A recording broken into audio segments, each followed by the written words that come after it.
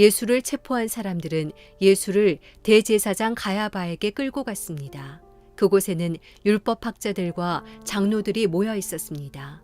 베드로는 멀찌감치 예수를 따라가 대제사장 관저의 뜰까지 갔습니다.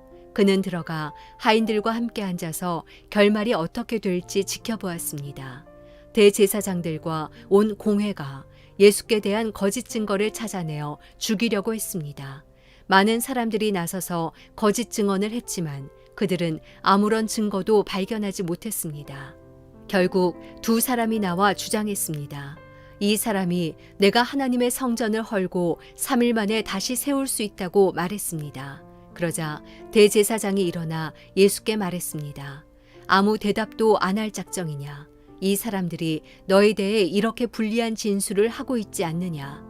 그러나 예수께서는 아무 말씀도 하지 않으셨습니다. 대제사장이 예수께 말했습니다. 내가 살아계신 하나님께 맹세하며 내게 명령하니 우리에게 말해보아라. 내가 그리스도 하나님의 아들이냐? 예수께서 대답하셨습니다. 내가 스스로 말했다. 내가 너희에게 말한다. 이제 앞으로는 인자가 권능의 보좌 오른편에 앉아 있는 것과 하늘 구름을 타고 오는 것을 너희가 볼 것이다. 그러자 대제사장은 자기 옷을 찢으며 말했습니다. 이 사람이 하나님을 모독하고 있소. 더 이상 무슨 증인이 필요하겠소. 보시오. 여러분은 지금 하나님을 모독하는 말을 들었소. 여러분은 어떻게 생각하시오? 그들은 죽여 마땅합니다. 라고 대답했습니다. 그러자 그들은 예수의 얼굴에 침을 뱉고 주먹으로 그를 때렸습니다. 또 어떤 사람들은 뺨을 때리면서 말했습니다. 그리스도야, 누가 너를 때렸는지 예언자처럼 말해보아라. 그때 베드로는 뜰에 앉아 있는데 한 하녀가 베드로에게 다가와 말했습니다. 당신도 갈릴리 사람 예수와 함께 있었던 사람이군요.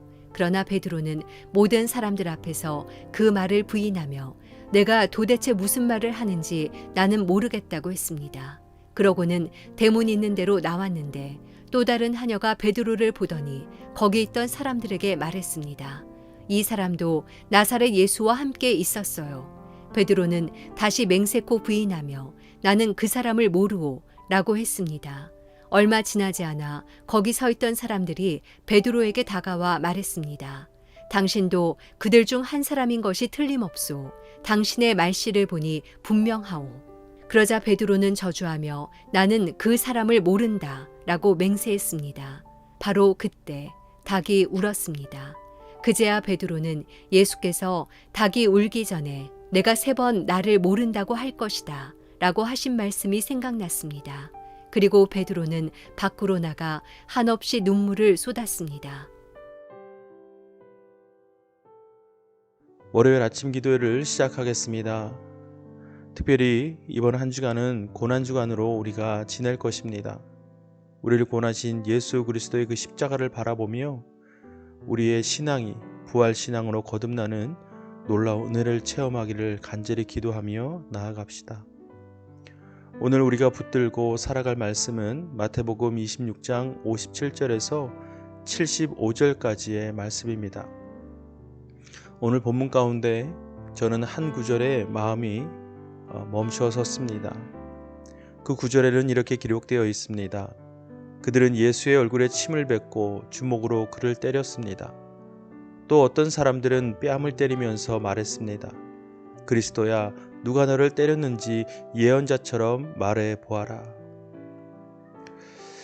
이 본문을 이미지로 머리에 떠올려 보니 도무지 마음이 아파 그 모습을 상상하기가 어려웠습니다. 유대인들은 예수님 앞에 단순히 즐거운 게임으로만 여기고 예수님 앞에 모든 수모를 겪게 하였습니다.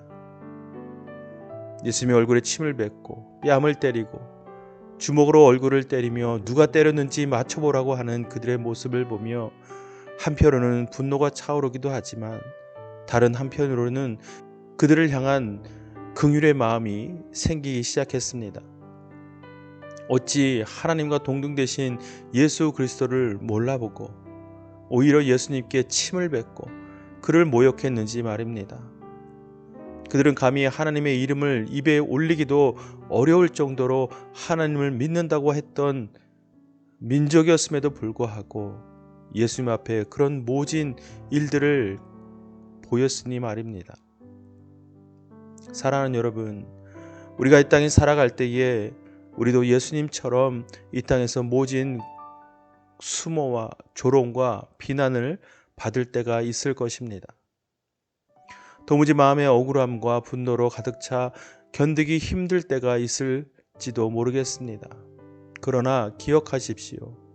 하나님께서는 모든 것을 아신다는 사실, 그리고 예수님께서도 기꺼이 죄인들을 위하여 그 모진 조롱과 비난과 수모를 감당하셨다는 사실을 기억하고 우리가 하나님께서 심판하시고 역사하실 것을 소망하며 그 모든 고통을 이겨내는 저와 여러분의 삶이 되기를 주님의 이름으로 축복합니다. 단순히 그것이 명명백백하게 밝혀지는 일보다 오히려 하나님의 역사와 하나님의 나라가 드러나는 일로 사용되시기를 간절히 구하며 그렇게 우리의 삶을 올려드리는 저와 여러분이 되기를 바랍니다. 무엇보다 그러한 삶 속에서 오늘 베드로의 모습처럼 예수 그리스도를 부인하는 일이 없기를 바랍니다. 우리의 이익에 눈이 멀어 예수님을 헌시짝처럼 버리고 또 부인하는 그런 모습이 아닌 마땅히 감당해야 할 그 수모와 조롱을 믿음으로 온전히 승리로 변화시키는 우리의 삶이 되기를 주님의 이름으로 축복합니다.